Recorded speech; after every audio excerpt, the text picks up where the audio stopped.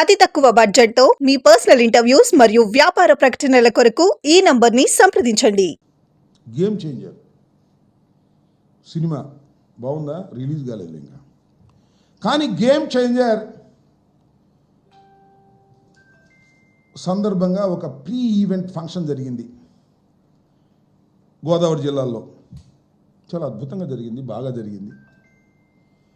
వేమగిరి అనుకుంటాను, తూర్పుగోదావరి జిల్లా వేమగిరిలో జరిగింది. చాలా అత్యధిక జనాభా వచ్చారు. ఎందుకంటే రామ్ చరణ్ హీరోగా ఉన్నటువంటి చిత్రం, చాలా భారీ బడ్జెట్తో నిర్మిస్తున్న చిత్రం. దిల్ రాజు దానికి నిర్మాత, దాంతోపాటు Shankar top hero, top director. చాలా జెంటిల్మెన్ లాంటి చిత్రాలు తీసి ప్రజల మన్నన పొందినటువంటి దక్షిణాదిలో గొప్ప డైరెక్టర్. ఏ బ్యూటిఫుల్ మూవీ అవుతుందని అనుకుంటున్నారు. చాలా హై బడ్జెట్ పిక్చర్.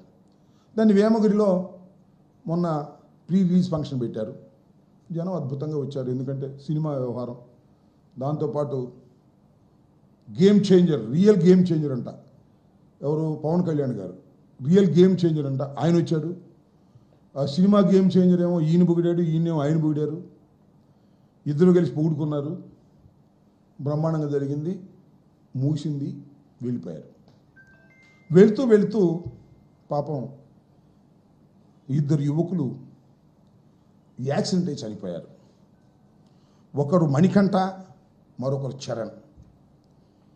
యమహా బండి మీద వెళుతూ ఏడిపి రోడ్డు మీద యాక్సిడెంట్ అయి చనిపోయారు. 2 రోజులైంది. ఎవరు పలకరించడానికి వెళ్ళ, పరామర్శించడానికి వెళ్ళ. It is an accident. దానిలో గేమ్ చేంజర్కి ఒరిజినల్ గేమ్ చేంజర్కి సంబంధం లేదు, డూప్లికేట్ గేమ్ చేంజర్కి సంబంధం లేదు, దర్శకుడికి సంబంధం లేదు, నిర్మాతకు సంబంధం లేదు. It is a very pure accident. ఇక్కడ మాట చెప్పాలి. అదేంటి సినిమా? మన పుష్ప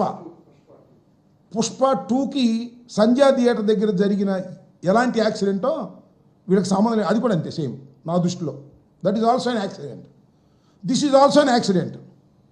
నాకు తెలియగలుగుతానండి పవన్ కళ్యాణ్ గారు. అయ్యా ఉప ముఖ్యమంత్రి గారు, మీరేం చెప్పారు 27 రోజుల తర్వాత?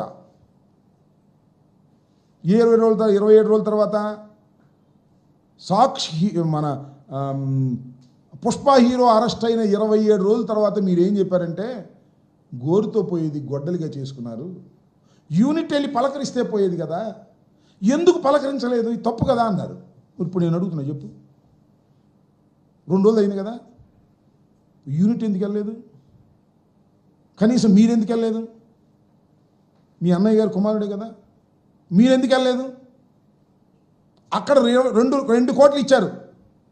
చనిపోయిన రేవతి కుటుంబానికి 2 కోట్లు ఇచ్చారు. ఐఎమ్ డిమాండింగ్ ఆ చిత్ర నిర్మాత, హీరో, యూనిట్ పవన్ కళ్యాణ్ గారు కూడా ఇస్తే నాకు అభ్యంతరం లేదు.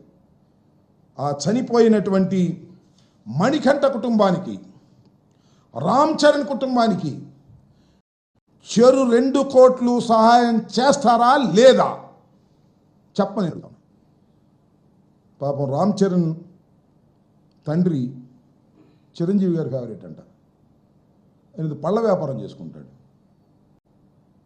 చిరంజీవి గారి కొడుకు చరణ్ పెట్టుకున్నాడు, ఈయన చరణ్ పెట్టుకున్నాడు. అంత అభిమానం ఉన్నటువంటి వ్యక్తులు ప్రాణాలు పోయాయి. వారి కుటుంబాలు చేంజ్ అయిపోతున్నాయి. పేద కుటుంబాలు. ఇవ్వండి. ఇవాళ